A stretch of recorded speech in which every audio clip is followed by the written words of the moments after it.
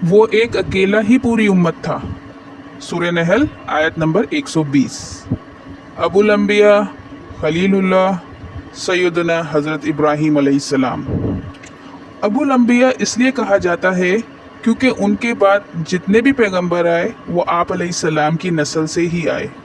अल्लाह के हुक्म से इतनी कुर्बानियाँ दी और हर आजमाइश में कामयाब रहे कि अल्लाह पाक ने उन्हें अपना दोस्त बना लिया, यानी खलीलुल्लाह। सलीमुल अक़ल और सलीमुल फितरत थे, यानी कोई उनसे बहस करता तो सामने वाले को दलाइल की मदद से लाजवाब कर देते थे और चंद जुमले में ही बहस ख़त्म कर देते थे।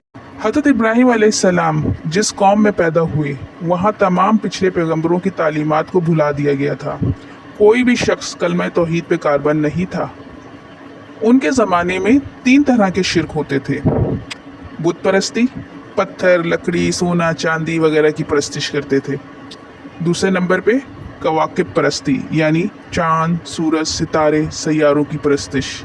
और नंबर 3 आबा परस्ती, यानी बादशाह वक्त की इबादत। आप अलैहिस्सलाम के वालिद आज़र ख़ुद भी एक बहुत बड़े बुत तराश और बुत फरोश थे, पर हज़रत इब्राहीम अलैहिस्सलाम को बचपन से ही बुतों से नफ़रत थी। जब उनके वालिद बुत बनाते तो अपने वालिद से पूछते कि ये बुत सुनता है? वालिद कहते हाँ सुनता है। तो इब्राहीम अलैहिस्सलाम कहते हैं सुनता है तो बोलता क्यों नहीं है? वालिद साहब लाजवाब हो जाते। इसी तरह बुतों पे सवार हो जाते, बुतों को गिरा देते और कहते तुम तो खुदा हो, तुम खुद खड़े हो जाओ। जब आप अलैहिस्सलाम को नबूवत मिली तो आपने सबसे पहले अपने वालिद को दावत दी और बुतों की पूजा से रोका, लेकिन वालिद साहब ने उन्हें घर से निकाल दिया। फिर अपनी कौम से हज़रत इब्राहीम अलैहिस्सलाम ने कहा मैं तुम्हें एक अल्लाह की इबादत करने की दावत देता हूँ जिसने तुम्हारे खुदाओं को भी बनाया है, पर कौम नहीं मानी। तो हज़रत इब्राहीम अलैहिस्सलाम ने स्पेसिफ़िकली इनके खुदाओं को टारगेट करना शुरू किया और अमली तौर पे साबित किया कि तुम लोग जिसकी इबादत कर रहे हो वो मखलूक है, हमें एक अल्लाह की इबादत करनी है। तो सबसे पहले आपने कवाकिब परस्ती को टारगेट किया। हज़रत इब्राहीम बोले कि बताओ तुम लोग किसकी इबादत करते हो? तो उनकी कौम ने कहा कि हम चांद और सितारों की परस्तिश करते हैं। लेकिन जब सुबह चांद और सितारे डूब गए तो हज़रत इब्राहीम ने कहा तुम्हारे खुदा तो डूब गए, मैं तो ऐसे खुदा की इबादत नहीं करता जो डूब जाते हैं। तो कौम बोली हम सूरज की इबादत करते हैं क्योंकि सूरज बड़ा है। हज़रत इब्राहीम ने कहा अच्छा, लेकिन रात जैसे हुई सूरज नहीं, गायब हो गया। तो हज़रत इब्राहीम अलैहिस्सलाम ने कहा कि हमारा ये खुदा भी डूब गया। अब कौम के पास कोई जवाब नहीं था। कौम बोली हम इनकी इबादत इसलिए करते हैं क्योंकि हमारे आबाओ अजदाद करते आ रहे हैं। हज़रत इब्राहीम अलैहिस्सलाम बोले मैं तो तुम्हारे और तुम्हारे आबाओ अजदाद के दीन से आजिज़ हूँ। इस तरह आप अलैहिस्सलाम ने लोगों को अकली दलाइल और अमली तौर पर कायल करना शुरू किया। अब आपने बुत परस्ती को टारगेट किया।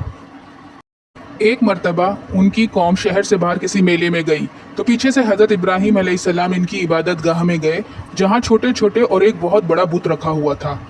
उनके सामने ढेर सारा खाना रखा हुआ था। हज़रत इब्राहीम उन बुतों से बोले इतना खाना रखा हुआ है, खाना खाओ ना, खाते क्यों नहीं हो? मैं जो बोल रहा हूँ वो सुन रहे हो? अगर सुन रहे हो तो बोलते क्यों नहीं हो? फिर कुल्हाड़ी की मदद से उन्होंने तमाम छोटे बुतों को तोड़ डाला और बड़े बुत को छोड़ दिया और कुल्हाड़ी उस बड़े बुत के कंधे पे रख दी। जब लोग मेले से वापस आए और अपने बुतों की ऐसी हालत देखी तो उनका फौरन शक हज़रत इब्राहीम पे गया क्योंकि वही इन बुतों के खिलाफ थे। कौम ने पूछा इब्राहीम ये तुमने किया है? इब्राहीम अलैहिस्सलाम बोले मुझसे क्या पूछ रहे हो, अपने बड़े बुत से पूछो। ये कैसा खुदा है जिसके सामने उसके चेलों को मार डाला और ये कुछ नहीं कर सका? कौम बोली इब्राहीम तुम्हें पता है ना ये बोल नहीं सकते। तो इब्राहीम बोले तो तुम लोग ऐसे खुदा की क्यों इबादत करते हो जो तुम्हें ना तो नफ़ा दे सकते हैं और ना ही कोई नुकसान? मैं तो सिर्फ एक अल्लाह की इबादत करता हूँ और तुम्हें भी उसकी दावत देता हूँ। इस तरह हज़रत इब्राहीम अलैहिस्सलाम ने अमली तौर पर यह साबित किया कि बुत खुदा नहीं होते। लेकिन हज़रत इब्राहीम अलैहिस्सलाम को गिरफ्तार कर लिया गया और बादशाह वक्त के सामने पेश किया गया। अब हज़रत इब्राहीम अलैहिस्सलाम ने आबा परस्ती को टारगेट किया। उस वक्त का बादशाह नमरूद था जिसे खुदा माना जाता था। लोग उसकी इबादत करते थे। जब इब्राहीम अलैहिस्सलाम को बादशाह के दरबार में हाजिर किया गया तो उसने कहा मुझे बताओ तुम्हारे खुदा की क्या खसूसियत है? हज़रत इब्राहीम अलैहिस्सलाम बोले मेरा रब वो है जो ज़िंदगी और मौत देता है, नमरूद ने बोला, मैं भी ज़िंदगी और मौत देता हूँ।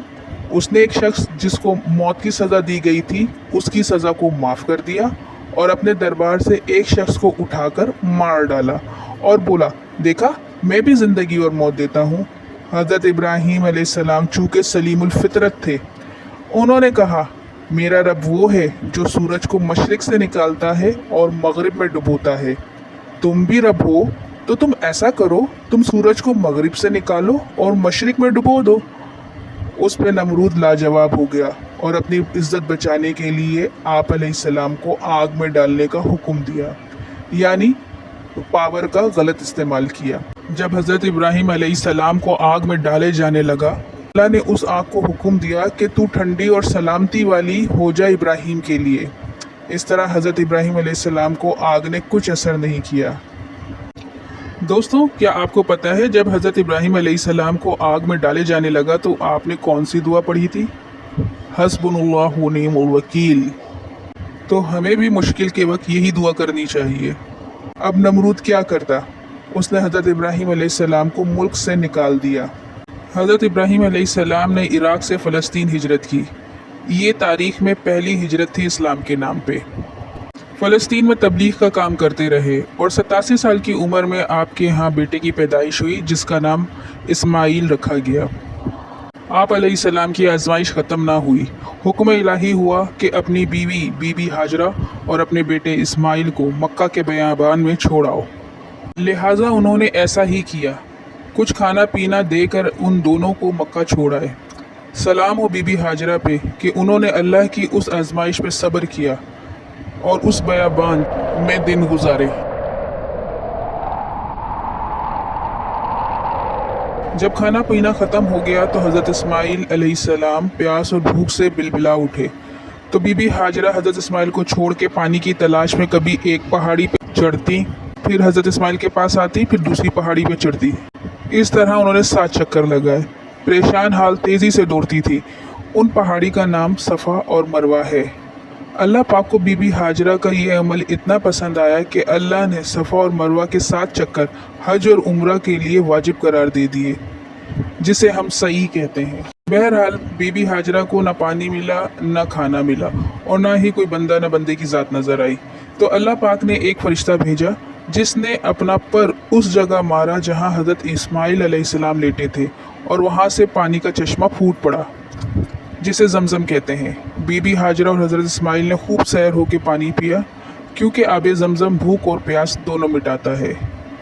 ज़मज़म की वजह से मुख्तलिफ़ कबीलों का रुख किया और इस तरह मक्का आबाद हुआ और हज़रत इस्माइल अलैहिस्सलाम मक्का में ही परवान चढ़े। अभी भी हज़रत इब्राहीम अलैहिस्सलाम की आजमाइश ख़त्म नहीं हुई थी। जब हज़रत इस्माइल अलैहिस्सलाम थोड़े बड़े हुए तो हुक्म इलाही हुआ कि अपने बेटे को कुर्बान कर दो। इस हुक्म में दोनों के लिए ज़बरदस्त आजमाइश थी, लेकिन सबसे बड़ी आजमाइश हज़रत इब्राहीम अलैहिस्सलाम की थी। ये एक बाप ही जान सकता है कि हज़रत इब्राहीम अलैहिस्सलाम पे क्या गुजर रही होगी। बाप और बेटा दोनों अल्लाह के हुक्म की तामील को तैयार थे, पर ऐन कुर्बानी के वक्त अल्लाह ताला ने एक मेंढा भेजा और उसे कुर्बान किया गया और इस तरह हज़रत इब्राहीम उस इम्तिहान में भी कामयाब रहे और पाक ने हज़रत इब्राहीम अलैहिस्सलाम की इस कुर्बानी को पसंद किया और हम मुसलमानों पे हर साल ईद उल अज़हा के मौके पे कुर्बानी वाजिब कर दी। इस तरह हम मुसलमान हर साल ईद उल अज़हा पे कुर्बानी करते हैं, जो हज़रत इब्राहीम और हज़रत इस्माइल की कुर्बानी की याद में की जाती है। इस कुर्बानी पे अल्लाह ताला ने हज़रत इब्राहीम अलैहिस्सलाम को एक सौले औलाद की खुशखबरी सुनाई जो नबी होंगे, यानी हज़रत इसहाक़ अलैहिस्सलाम। फिर हज़रत इब्राहीम अलैहिस्सलाम को खाना काबा की तामीर का हुक्म हुआ और इस तरह हज़रत इब्राहीम और हज़रत इस्माइल अलैहिस्सलाम ने मिलकर खाना काबा की बुनियाद रखी। काबे की तामीर के बाद लोगों को अल्लाह के घर की ज़ियारत की दावत दी, यानी हज बैतुल्लाह की तरगीब दी। फिर फ़लस्तीन जाकर तबलीग का काम करते रहे और वहीं पे उनका इंतकाल हुआ और फ़लस्तीन में ही आपकी कब्र मुबारक है। हज़रत इब्राहीम अलैहिस्सलाम की ज़िंदगी से हमें बहुत से सबक मिलते हैं, जैसे सब्र और शुक्र करना, अल्लाह की राह में बेदरेख कुर्बानियाँ देना, हर वक्त तबलीग के लिए तैयार रहना और अपने मुशरिक वालिदैन की फरमाबरदारी करना। अल्लाह पाक हमें हज़रत इब्राहीम अलैहिस्सलाम के नक्शे कदम पे चलने की तौफीक दे। आमीन।